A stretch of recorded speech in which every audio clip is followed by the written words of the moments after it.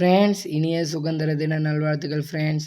Friends எங்கே வந்திருக்கோன்னு பார்த்தீங்கன்னா, எங்கள் பக்கத்து ஊரில் கிராம சபை கூட்டம் வச்சுருந்தாங்க. அதுக்கு தான் ஃப்ரெண்ட்ஸ் வந்திருந்தோம்.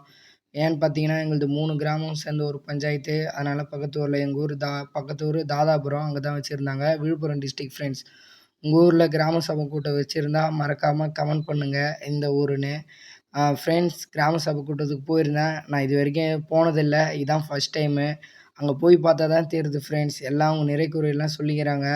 தண்ணி வசதி, மின்விளக்கு, ரோடு, மித்த எதனா கட்டடம் எதனா கட்டணுமா, அதுமாரி எல்லாம் சொல்லியிருந்தாங்க. ஏரி வேலை பற்றி பேசியிருந்தாங்க.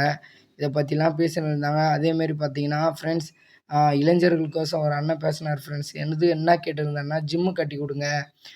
மற்ற பசங்க எல்லாம் போதை பழக்கத்துக்கு அடிமையாயிறாங்க. வீணான பழக்கத்தில் தான் செயல்படுறாங்க. ஜிம்மு கட்டி கொடுத்தீங்கன்னா கொஞ்சம் யூஸ்ஃபுல்லாக இருக்கும் அப்படின்னு பேசினாரு. அது கோரிக்கை எடுத்து வச்சுன்னு இருக்காங்க.